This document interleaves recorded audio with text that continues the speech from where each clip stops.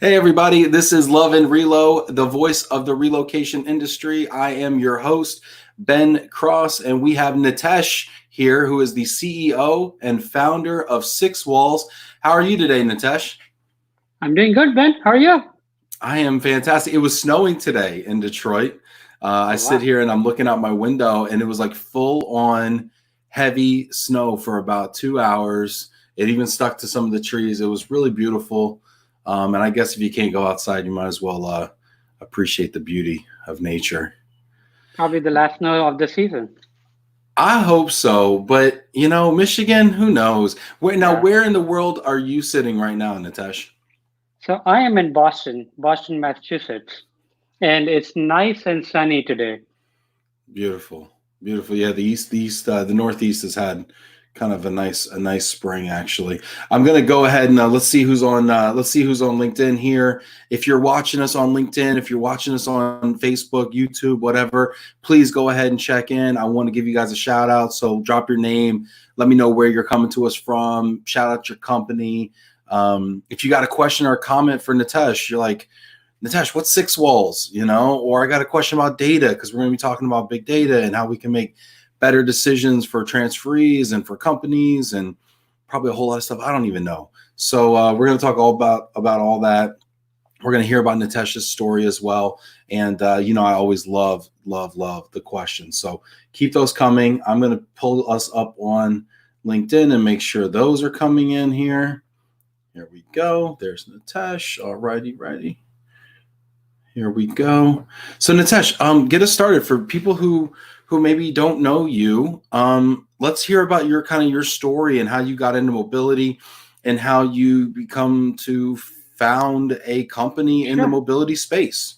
Yeah. So my story, I'm a software engineer by training. So my story started around 2000. My mobility story started around 2012. So I work for Cisco Systems. The Bay Area technology company. So I'm based out of Boston. And so I was working on an acquisition for Cisco, and I was working with the senior execs over there, and around the acquisition planning, integration, and things So like that. you were at Cisco. You were at Yeah, Cisco. Okay, got it. I'm with you. CISCO, not SYS. Not The the food services company. Not the That would food be different. services, All right. the router and switching company based out of San Jose.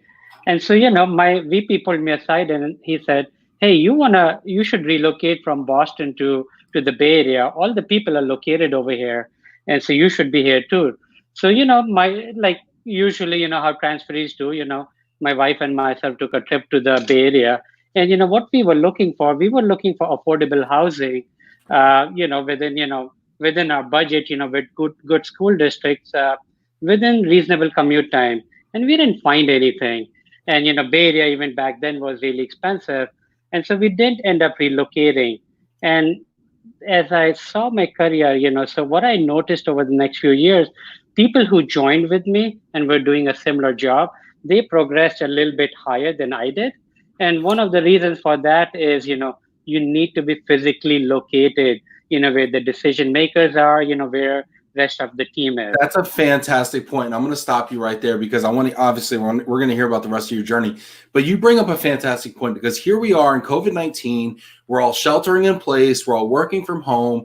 I just got off a conference call with Worldwide ERC, and we're talking about session topics and things. And we're talking about, is anybody even going to need to relocate? Because we're Yeah, all working from home, right? We all got our Zoom yeah, meetings and our streamings and our all this kind of stuff, our virtual happy hours. We're bridging the gap in so many ways. Are we even going to need to relocate people in 5 or 10 years? And I think your story is so to the essence of why relocation is still going to be necessary, because you yeah, pick up on so many networks and so many side exactly. opportunities and little conversations and things like Yeah, that, and relationships and yeah. trust. I think it's a fantastic point that should be highlighted. Yeah, let me expand on that, based on my experience, And so I feel, right, the companies today, they're looking for productivity. They're looking, and one of the productivity is very highly correlated to collaboration. Mhm. And who do you want to collaborate with? You want to collaborate with people who you trust. And so how do you build trust? One of the big ways of building trust is physical, spending time with other people. And Yeah. that's one of the reasons, you look at all these big companies, look at Apple. They built a $5 billion building. Why? They want everyone to be physically located over there, because once you're physically located, you're going to collaborate more, you're going to innovate more, right? Right. So I don't see that going away anytime soon. What I see might happen is, people who weren't working from home might work from home one day. People who are working from home maybe one day might work 2 or 3 days. But what would still happen is that most people will still be in the office for a couple of days a week, or a couple of times a month, and that is the time when they will be spending time with their colleagues, driving productivity, driving innovation, and that's good news, for the industry. And And I want to talk about that too, because I think that's a very interesting distinction, right? So it's important to work in the same office. It's important to form these relationships. It's important to collaborate. I think the iteration cycle is faster, right? If yep, I can pop into yep, your cubicle and say, "What about this? What about this? yep, What about this?" instead of waiting for our weekly Zoom call where the yep, dynamics are different, right, and more yep, formal, right? And so now I've gone ahead and said, okay, I need to live in the metro where my office is. But because I'm only going into the office 3 days a week instead of 5, now I don't have to live downtown where it is. there I you don't have go. to live Yeah, within 30 minutes. I can live an hour outside, yeah, and the amount of car time I spend in the car each week is the same, yeah. right? And And so now that opens up a huge radius I can live in from a cost of living standpoint, like you're saying. I mean, is that where you're going? exactly. Yeah, so we didn't relocate, because we felt cost of living in the Bay Area, San Francisco area is really high. Hey, but if I can commute an hour or even hour and a half because I have to be in the office, just twice a week, one of the biggest problems, for the industry for relocation has been affordability in the big city clusters, and that kind of goes away. If I can live an hour away, I can still live in a affordable neighborhood, with the lifestyle that I want. I can still get good school district within the budget, because, the radius or the geographical area where you're looking is so much bigger, and you're bound to find better places. So I think in that sense, it's going to be working from home is actually going to be better for the industry, because Yeah. that, makes takes the affordability out of the picture. That is such a powerful statement. I think this is something that scares a lot of people as they look at the future of mobility. And I think what you just said, that working from home is going to be good for the industry, is incredible. I want to check in with some people on LinkedIn right now, give some shout outs. Hey, if you're watching this right now, just do me a real solid favor, okay? Hit that like button. That lets everybody know that you're checking this out. It lets them know, hey, I should be checking this out. Let's go ahead and get some shout outs here. We got Linda. Hello, Nitesh. Hosea Botley, hello Ben and Nitesh from Seattle. Hey Hosea, Chris Roberts checking in from Ayers. Hi guys, Chris is really smart person. Edwin Ooms, hey from Chicago. John Case, Quality Moving and Storage. Hey John, getting some new names in here. I love it. Doug Powers, where's your co-host? Oded. Yeah, that's funny. Chris Jepson, hello from Chicago. Keller Williams Experience Realty. Hey, Chris. Simon Johns checking in from the UK. Always appreciate you, Simon. Simon was coming in with some questions about Nigerian headgear I yesterday. remember So that. I saw yeah, that. yeah, Simon, I expect some zingers from you today. We need some good questions. Doug Powers, water cooler talk can't be discounted. Yeah, I agree. Yeah. exactly. Yeah. Sandra Clary, hi Ben and Nitesh checking in from the DC area. You're off to a great start. Yeah, thank you, Sandra. Sometimes it takes us a while to heat up, but I feel like today we hit the ground running. Got me a cup of coffee, got a great guest. Yes, awesome. And then one more here, Janet, I love you so much. Hey, from Central Florida Accelerated International Forwarders. We've got our first comment and question from my dad, who's checking in. Yes, we are going to get Dad on the show. I'm trying to lock him in for May 1st. So let's see what Dad has to say. Careful, responsible collaboration and important to quality assurance is important to quality assurance and branding. What are the most important factors to consider in collaborating with remotely dispersed internal employees? What are the most important factors to consider in collaborating with external partners? Nitesh, what do you think Yeah. about that? Yeah, so I mean, like I talked about, trust is important, especially for the internal teams. So when the teams, work in the office environment, there's always busy work and there's always open discussion work. What you want to do is the open discussion that you have, the whiteboarding and things like that, that you want to do face to face. And then you have to go research some of the things and come back to the team, right? The researching stuff and doing that stuff can happen remotely, when you're working from home. So I think mixture of working from home and working from office, solves a lot of those problems. But trust, I think trust is important, right? I will not collaborate. Innovation is around being vulnerable, and you will only be vulnerable with people you trust. And so whatever it takes, even with external partners, whatever it takes, to build the trust in the team is good for innovation.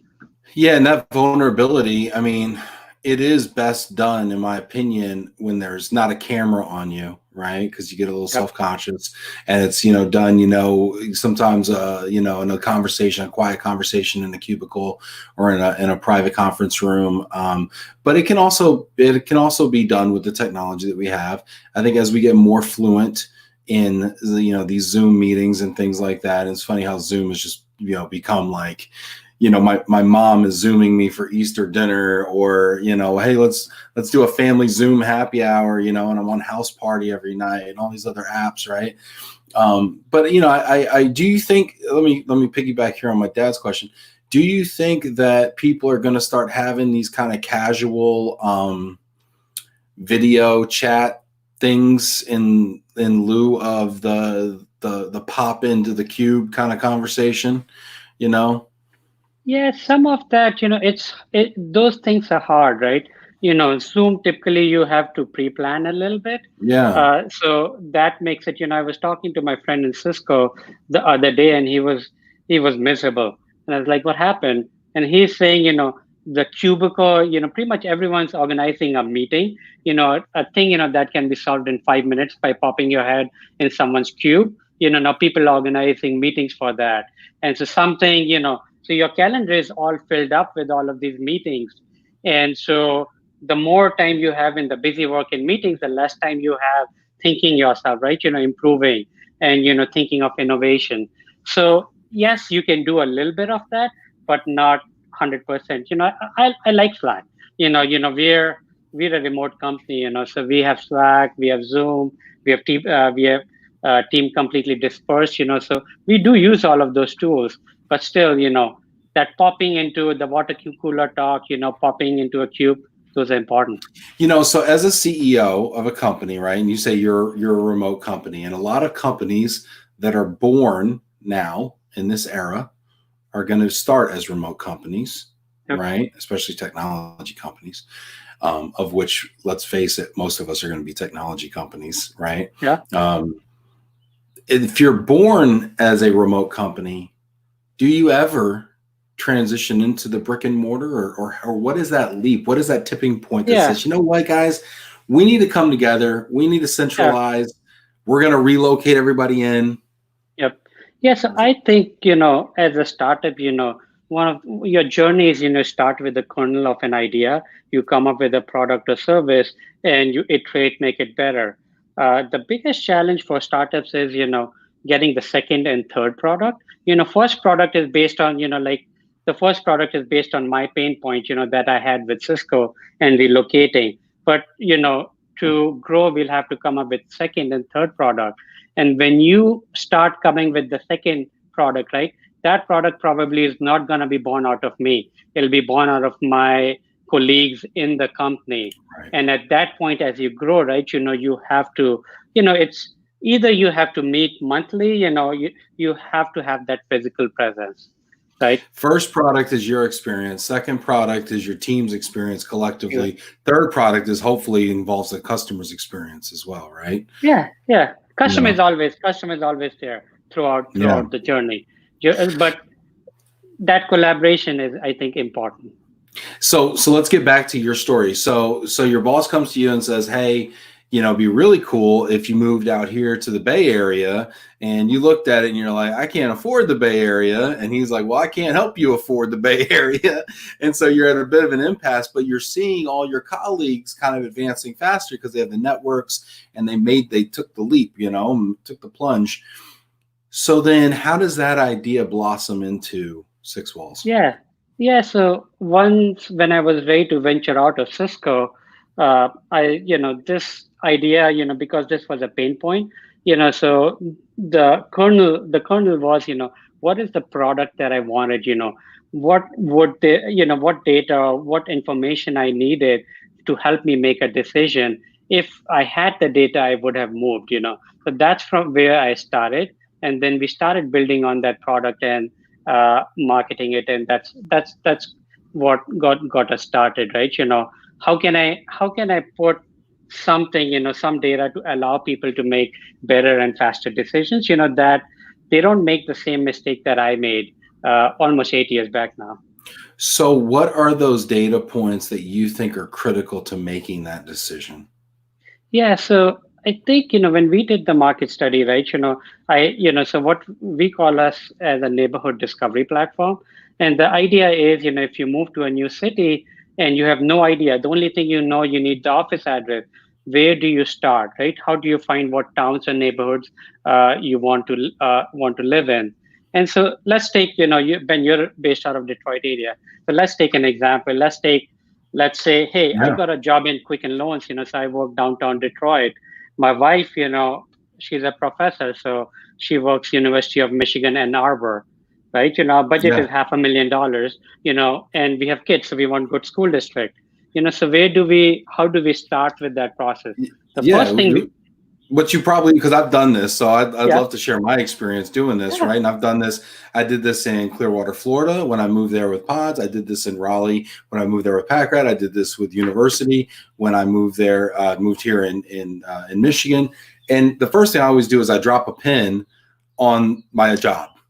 I yep, say, well, here's the the center of the circle, right? yep. And And then to your so point, you start with Google Maps. I start with Google Maps. That's right. Yep. Yep. I drop a pin, and then I might take that pin actually into like realtor.com or something like that, Look for right? And then affordability in houses. I might start putting some things like, okay, I got a $500,000 budget, and give or take 100 grand, and I need X amount of bedrooms and this bed, and then I start filtering that, and then I start looking at, okay, my great schools and whatever ratings and stuff, Yeah, and then that's kind of how you hone your considerations, or that's how I've honed my yeah, consideration set. But what's funny about that is, and this is going to be a segue into, I want to hear how you do it, because when I come into work, so I'm living in temp living, but then I come into work and I'm like, hey, yeah, we're looking for some places, because they're always asking me, how's the search going? We're looking for some places. We're looking over in Southfield. I found some neat stuff. Like, Southfield? You don't want to live in Southfield, yep, And I'm like, whoa, what do you mean? I want to, it looks all right. I don't know. So that's where I think your company probably comes in, right? yeah. Yeah, so we're doing exactly the experience that you were talking about.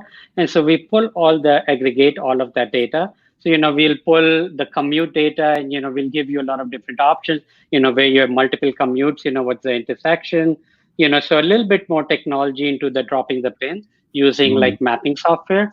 Then you said you go to like a Zillow or Realtor.com, so we pull a lot of affordability data, for all the towns, that are around your office. And so we'll take that.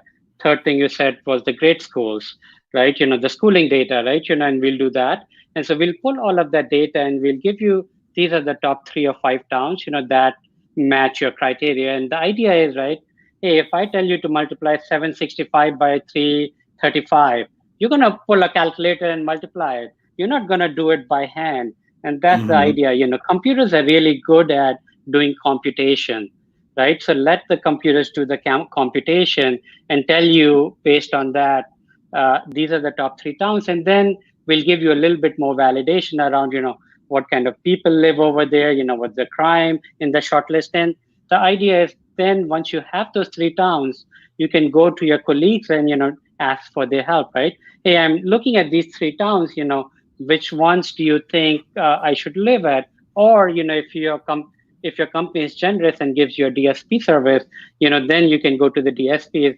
These are the short list of the towns I have. Can you help me hone down into one town and help me explore these towns a little bit better? So that's the idea. Basically, everything around how, so the transferees are under a lot of time pressure, and people don't want people don't have the time, to explore the outer areas, things, that are outside of 40-minute commute, and we will do that, so you don't have to do it. And Yeah, because when you move to a new location, I mean, you're just trying to figure out how to be a good employee and how to, oftentimes it's a transfer or a promotion or something of that nature. And you're just frankly trying not to let people down. You're just trying to like deliver, you're trying not to let your employer down who just shelled out a bunch of cash. You're trying to make a good impression on your new boss. On your new colleagues, right? And being present there. A lot of times there's like, orientation, there's dinners, there's happy hours, there's like welcome to the team functions. Meanwhile, you got to be a good dad and a good, husband or whatever. And, there's a lot of things pulling on your time early, but these decisions are also super critical because they determine the next years of your happiness, frankly, and your ability to thrive in that role in that new environment. Plus, and I don't know if you can say if this is true or not, but what I've observed is that decision that you might make hastily when you get to a new metro oftentimes determines the future of where you live for as long as you live in that city. So in Detroit, there's East Siders and West Siders in Detroit, right? It's almost like, it's like it's crazy, right? It's like there's East Siders and there's West Siders, and you're either an East Sider or you're a West Sider, and you don't usually switch, and so if I drop my pen and I end up on the right side of the circle or the left side of the circle, well, that pretty much determines which side is going to be a consideration of mine going forward when I buy houses, where my kids go to schools. My kids are going to be East Siders or West Siders, and we didn't even know that was a thing when we got here. So it didn't come into into play at all. But we turned out to be West Siders, So so cost of a bad decision is really high, right? Yes, and so even if you look at data, we looked at some of the data, and if you look at of the top 5 reasons for attrition from a company, the top 2 of the 5 reasons are, recent relocation. So basically a failed assignment. And then the second one is long commute times, right? So you were absolutely right when you said that, right? Where you live, determines how successful you will be in your job, and with your family, and how happy your family will be, right? So you got to bring the whole family in the picture. We got a couple other people checking in here. Aparecida Ferreira checking in from Utah, and you have to let me know if I did all right with that name. Tim Quirk, howdy from Western New York. There's a West Sider for you. My dad came in with a follow-up question. Can shared screens using remote conference tools replace whiteboarding face-to-face? I'm a big whiteboarder. I'll get up there. I'll be that guy from the UPS commercial. I'll be drawing stuff over here, Yes, for the, I think for the short time, definitely, right? Right now, like nobody can travel, right? So you can do it for 1 month, 2 months, right? But at some point, you do want to have that dinner outside, you want to go in shared activities, have, shared vision, so you need those things definitely help, and you have to do that, right? A lot of times you don't have a choice. We do it right now as a company, but at the same time, right, those shared experiences are also important, and you gotta re-up those. Yep, for sure. I want to talk about a couple other things as well. Well, along this data thing, what data are we actually even able to collect that can inform a specific transferee's relocation? I mean, I'm aware, obviously, of the stuff that's on, like, say, the real estate apps, and obviously the Google Maps, and what my commute time is. But is there other data that people just aren't really aware of or accessing that Yeah. maybe you or other really smart people have access to that can inform my decision? Yes. Yeah. So the first data source, that or first software that we use is GIS software. And what that does is, working with the maps and trying to find intersections. So, for example, you have multiple commutes. Uh, take the previous example we talked about.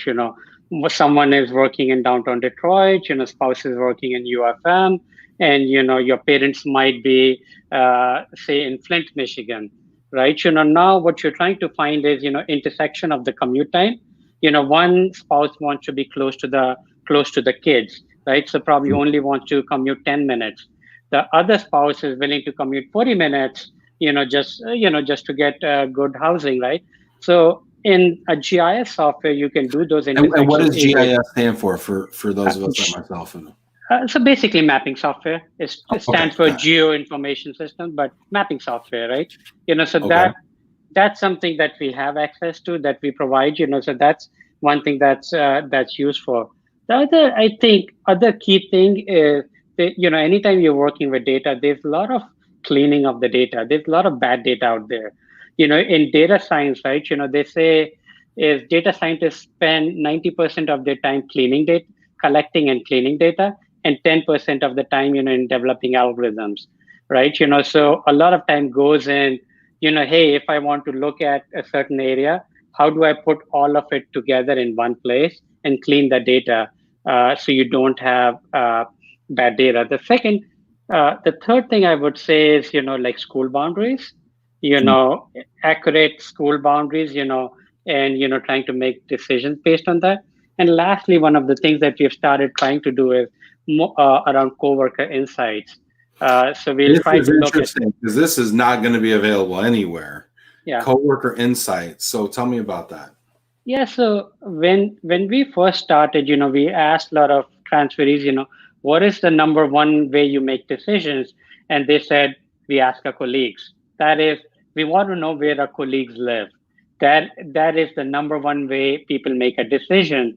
And so we build a platform around that. And so the idea is, we'll go to the enterprises, and we won't take any personally identifying information. We'll just say, hey, this is uh, like Flint, there are 10 people from this company living in Flint, right? Or 20 people living in, say, West Bloomfield. And we're trying to aggregate that data to help transferees make that decision. And what we're also looking at, if there's a clustering, if a lot of people live in one town, maybe that's an area where the new transferee should explore. We might not always know what the reason is, but there might be a reason for doing that. Yeah, that's so interesting because here, so here I moved here, and what you're saying makes perfect sense, right? So I want to ask my colleagues, my bosses, well, what do you think about this neighborhood? What do you think about this neighborhood? And they'll say, oh, not that one, or oh, definitely that one. That's really cute. You should do that.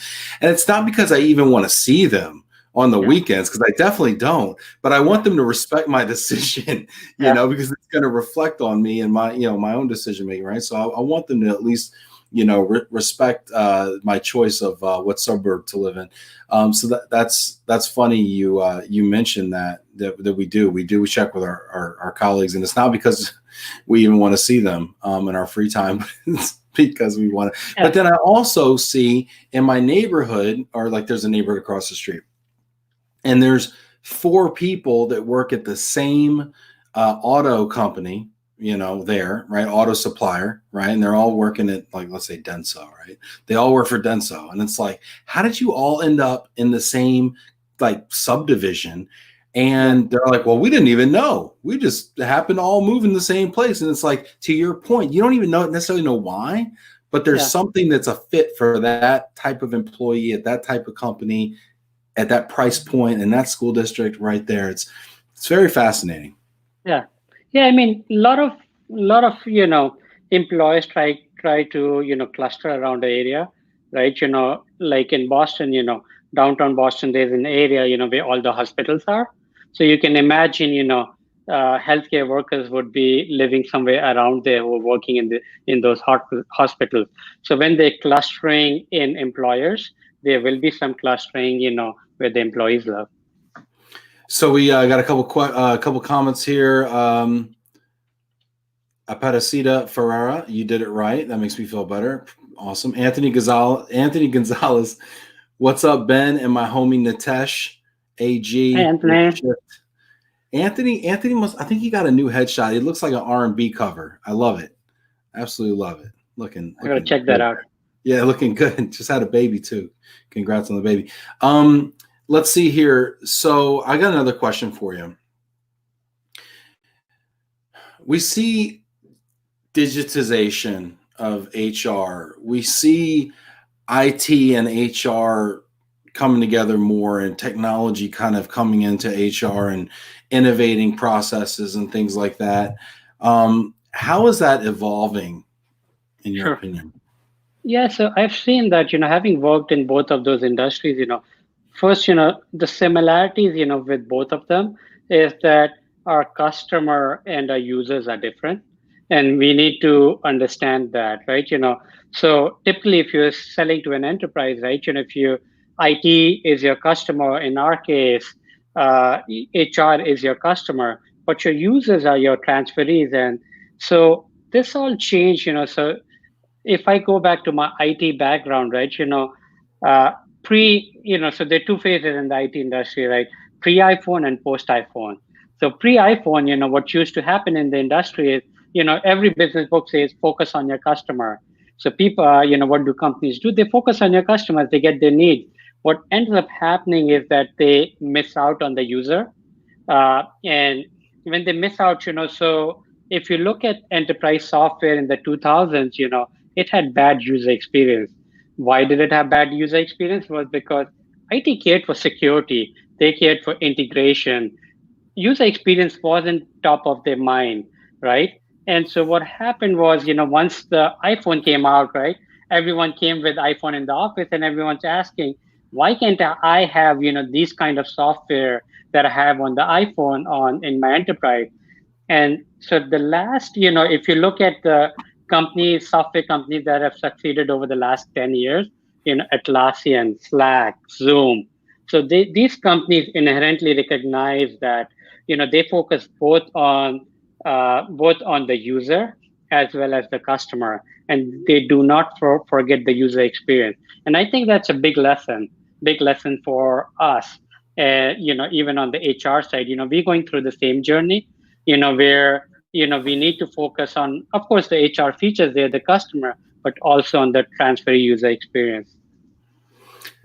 Yeah, I think it's really easy to design things in a bubble because it's frankly just easier that way. But it's folly to do so. One of the sayings that keep popping up for some reason in the last couple of weeks is if you want to go fast, go alone. If you want to go far, go as a team or as a group, Yep. right? And I think going as a group with the customer as part of that group is something that some people miss, because they want to go fast. Got some really cool comments here. Jason Rollins checking in, friend of the show, corporate housing. Appreciate you checking in, saying hey. And then we got a really a good question here from Chris Roberts. You're gonna have to think outside the box for this one, Nitesh. Nitesh, does your application tell me where I can get a headshot like Anthony Gonzalez's? No, hey, we got to bring Anthony on for that one. I'm sorry, Anthony. I'm loving it. I'm loving it. As a person that also has a questionable headshot, I'm loving it. So let me talk to you a little bit kind of along this technology line here. I've heard things like consumerization of IT, trends like BYOD, bring your own device. How are these trends forming? What are they about? Are they feeding into some of this kind of lump sum adoption that we're seeing? Can Can you talk to me a little bit about the Yeah, bring your own device and consumerization? yeah. So the BYOD is bring your own device, and that obviously started with the iPhone. Before we had the Blackberries. And everyone wants to be an iPhone. And what happened in the organization was that even the CEO came to IT and said, hey, we want tools like this, right? And so what happens, like I was talking about, is the user experience that changes the overall user experience. People want the consumer user experience in the enterprise. And so the successful companies who navigate that, like Zoom is a good example, right?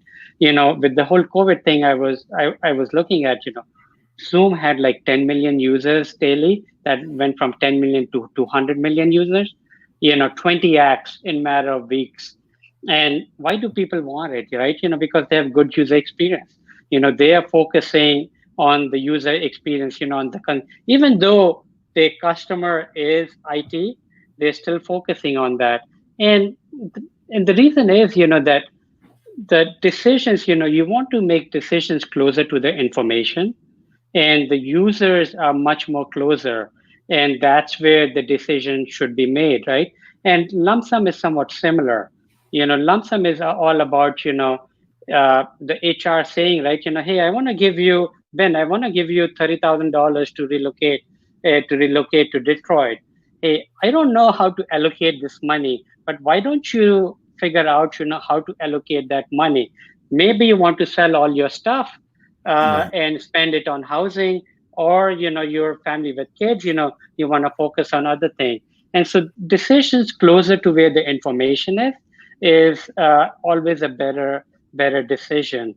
And so from that aspect, I think in the organization, as you see, right, control moves to the users.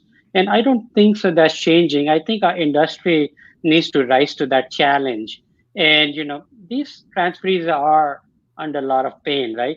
They want help, right? They do want to spend the money, right, on the things that mean to them. So we need to rise up to the challenge, and to be able to give them the user experience that they like, and that can engage them and then help them in their problems.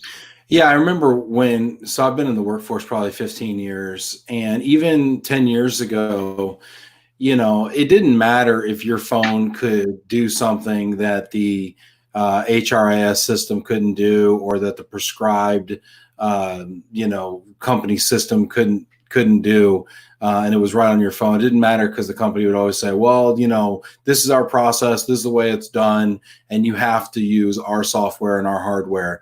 And in the last, to your point about the iPhone, in the last 5 years, maybe a little more, I've seen a shift where it's like, oh, well, this is our expense process, but if you want to download Concur, go for it.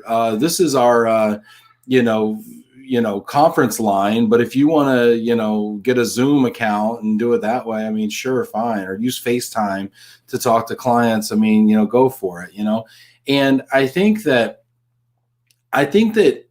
think that we're under more pain than ever. I think we're under less pain than ever, but I think our tolerance for the pain has gone down so Yep. much, because we've gotten so spoiled and used to Yep. such ease of use, right? And Yep. such great interfaces, that we don't have any tolerance for anything that's less than what I can just get in the Yep. App Store. Yep. Yep. And we're looking for that App Store experience everywhere. And God forbid you try to give somebody that's less than the user experience they get with a top 5 app in any category, they will raise holy hell and burn you to the ground as a Yep. supplier, and roast you on Yelp, on Facebook, on whatever reviews. And that's such a high threshold Yep. for us as companies who might be entrenched quality service providers, to now have to rise to the user experience standard of Google, of Yep. Netflix, of Amazon, of the best, the Yeah. world-class user experience. Now we have to replicate or exceed that, and that's table stakes. I mean, that's scary for a lot of providers that are out there. How do we wrap our head around that kind of a standard? Yeah, I don't think so. So in software development, there's this saying, right? Building good software keeps getting easier and easier with time.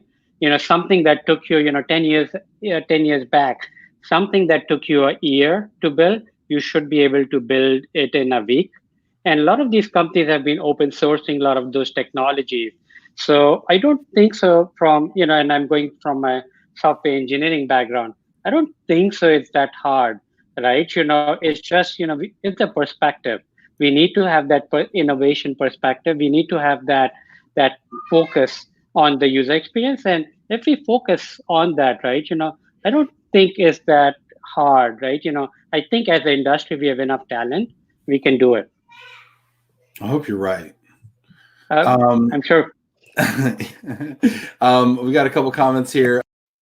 Sandra Clary, great point, RE, in regards to UX and user perspective. Can't discount the end user in order to deliver best value to the customer as well. Yeah, 100%. I mean, and I think that's why you see all these successful, companies that are coming into the space that are coming from a user experience like Nitesh's, right? Where developer, the developer and the user are the same. So there's no Yep. gap Yep. between the customer, right? And in order for us, I mean, the good news here is all of us that work for service providers that are incumbents in this space right now are also consumers. And so when Yeah. I'm talking to my team all the time, I say, okay, guys, take your moving hat off. Yeah. The customer is so unreasonable. I can't believe they would ever expect that. Take that hat off and now pretend it's 5 o'clock and you're going to go home and you're going to binge watch Ozark. And I want Yeah. you to put your consumer hat on that's ordering stuff from Amazon, expecting it tomorrow, and I want you to think differently, or actually I should Yeah. say, think like you're not at work. Yeah. And I think we all have that power and we should harness that. There is another comment here as well from a Prashant, founder at SixWallz. I think you know this person. I hope. Yep. Otherwise, there's a whole other company called SixWallz out there that you should probably look into. Those who are interested to learn about what we offer to companies, the best way would be to check us out live. He puts a link there. So if you are interested in understanding what Nitesh and Prashant are doing at SixWallz, Prashant has gone ahead and put a link in there in the comments. So that's helpful as well. Yeah. What So do you to go your ahead? point, one thing I think that's working in our industry that Netflix and all of those companies don't have is the pain, right? The bigger the pain, the more tolerance users have. And when you're watching a movie or something, right? Your pain threshold is really low. But in our industry, when you're moving, you're disrupting your whole life. So the pain threshold is much higher, right? So users will focus, even if we're not 100% there, they'll give us an opportunity to live up to it, right? Just because there's a lot more pain, right? What do they say, right? Moving is probably moving and changing jobs are just after public speaking, right? From what people are more fearful about. Right. Yeah, extremely stressful. And the other thing I think that plays to our advantage is the flip side of the argument for low pain threshold. As I hear my child screaming in the background, I'm talking about pain, right? The flip side of customers want no pain is customers are also willing to accept a process that they don't have any decision making power in. And what I mean by that is, look at Netflix. You sit down, you turn on season 1, episode 1 of Ozark. If you don't do anything for the rest of the day, you will watch probably 2 seasons of Ozark. Like Yep. it just keeps coming, right? They Yeah. force feed Yeah. it down your throat, right? Yeah. I mean, Yep. Amazon, you push one button and all of a sudden you ordered your deodorant, Yeah. or even better, you could subscribe and get a deodorant a month, from the deodorant a month club, So my point is, consumers also, I think we're obsessed with giving consumers choice, but I think consumer choice was last generation. I think now it's give me a curated experience and make it as easy as possible to say yes to a I, probably great experience that's I, informed. I, I completely, so we shop at Trader Joe's, right? Mhm. What do we love about Trader Joe's that's not in the other grocery store? We don't have that much choice. And recently I went to a bigger grocery store, which I typically don't go to, right? And man, boy, was it hard to make a decision. Going back to your point, right? So that curate. What I love about Trader Joe's is I'm in and out in 15 minutes, right? They don't have 20 things of everything, but what they have is like the top notch, right? Yeah. Which they the trust in the brand, right? I And yeah, you're uh, totally right. I mean, I go to the grocery store, I see 20 olive oils. Okay, yeah, here's the deal. Show me the best olive oil, show me the yeah, cheapest olive oil, and show me the best value. Give me three yeah, options. yeah, and Same, yeah, same yeah, with the Cabernet. Let's be honest. exactly.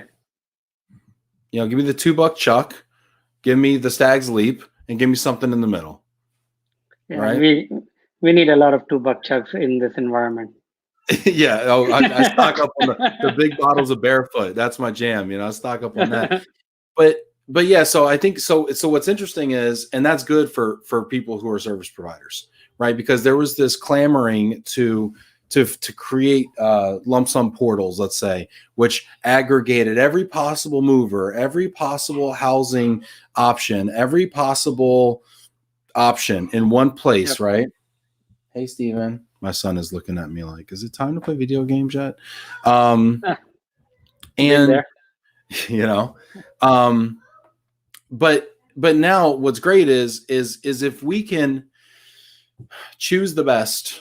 First of all, use data. What you're Yeah, doing, collect the yeah, data, and yeah, understand what they are probably going to like best, because everybody's different, right? You yep, started off your journey saying, how do you make decisions?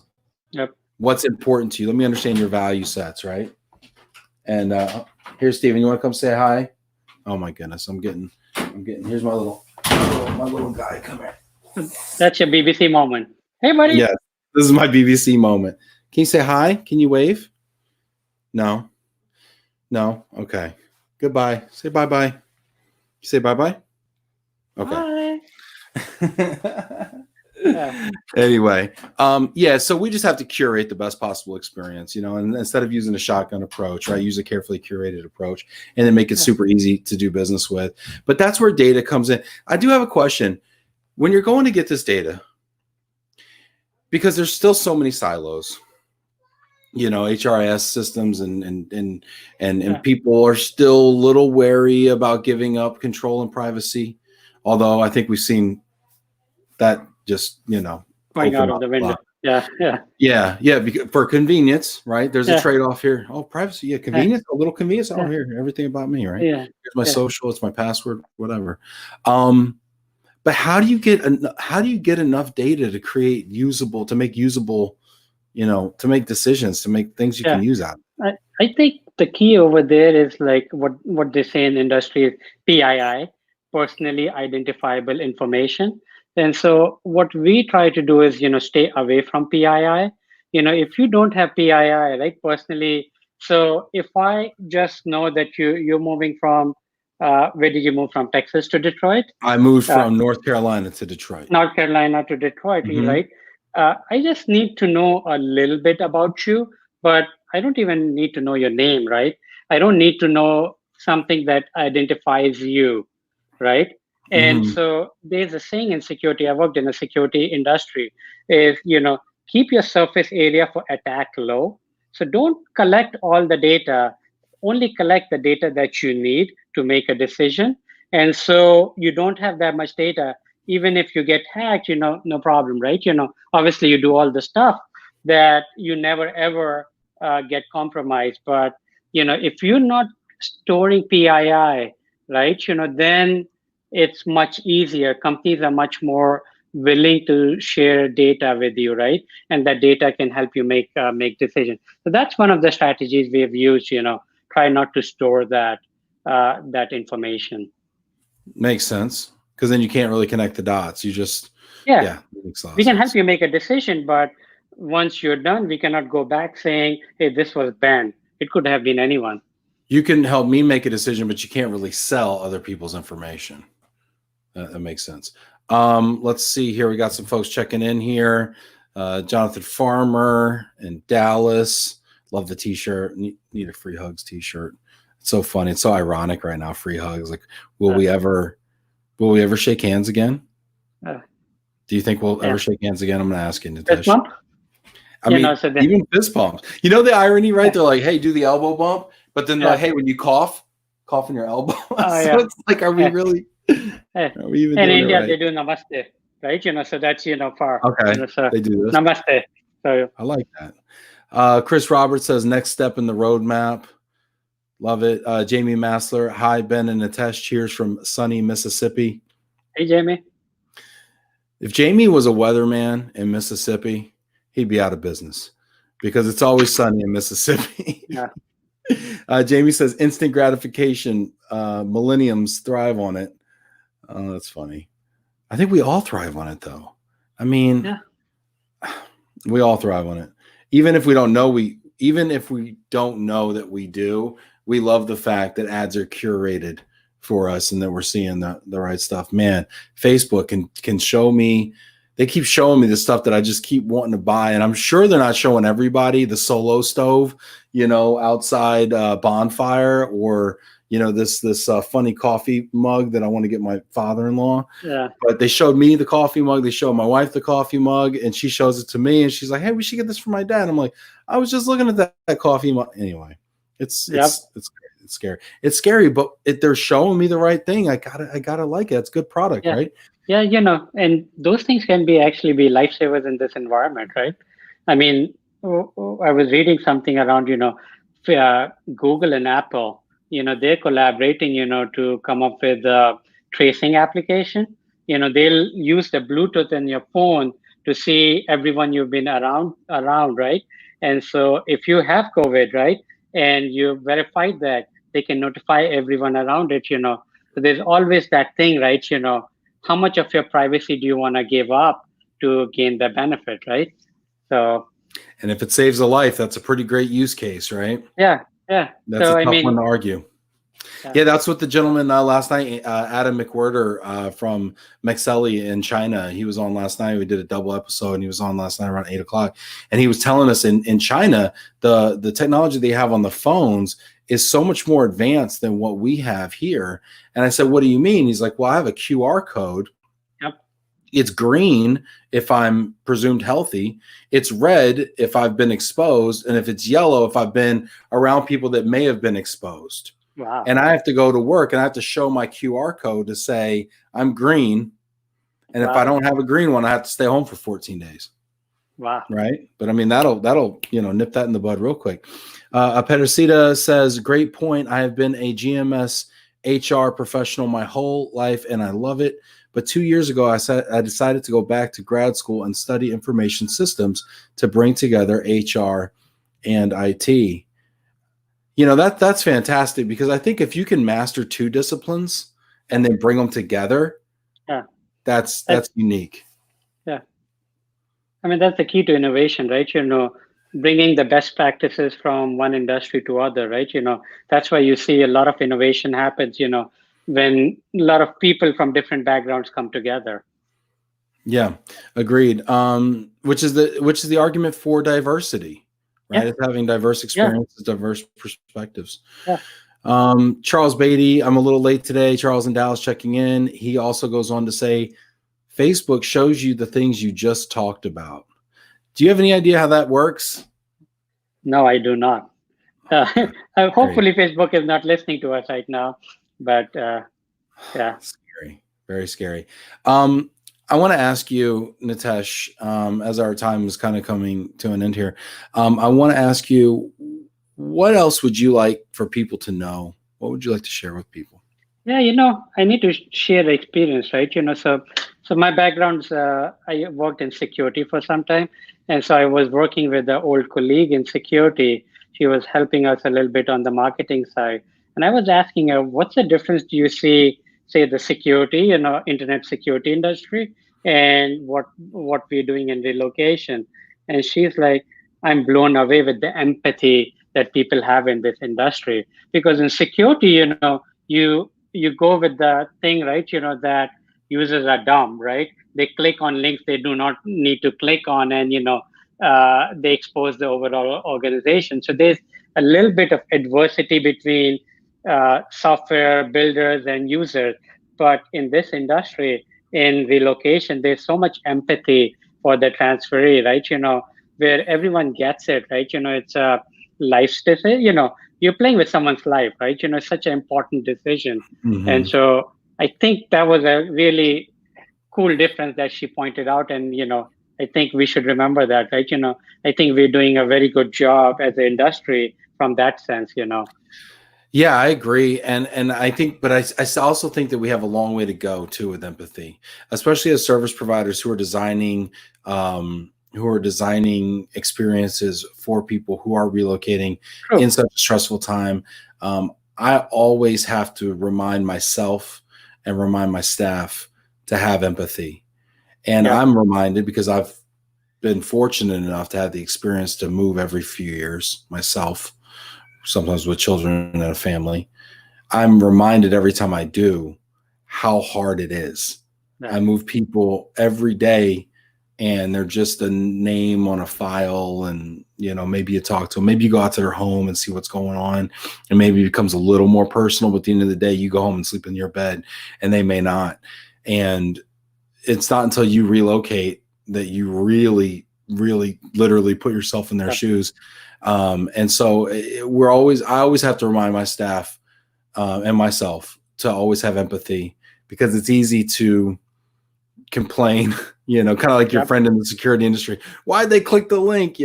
Why Yep. did they do this? Why don't they get it? Why don't they understand that this is the way we do business? But we always have to remain empathetic and also remind ourselves that one day that might be the only reason we have a job, is our ability to empathize with our Yeah. fellow human beings. That's what's gonna differentiate us from the AI, right? That's right. I'm reminded of the. I'm a Springsteen fan. I'm reminded of the Human Touch, the song. Just a Mm, little bit of human touch, right? yeah. That's computers can never do that, right? And that's a superpower. Yeah, that's awesome. Um, Nitesh, this has been really wonderful. I love your story. I love your journey. I met you a few years ago at ERC. Our paths have crossed a couple times. But the first time I met you, I was struck by your empathy, and you're kind of you can just see in people when they have kind of that twinkle in their eye and they like kind of look into you and they kind of get you, or at least they're even interested in getting you and not looking for the next person they can meet. So I wish you so much success in your journey. I hope people check out SixWallz and see what it can do for them. And thank you so much for spending a little bit of time with us here on Love and Relo. Thank you, Ben. It was fantastic being here. Telling my story, and you've been fantastic. I love your show. Hey, thank you so much. I really appreciate it. It means the world to me. Thank Thank you. you, Ben. Bye, guys.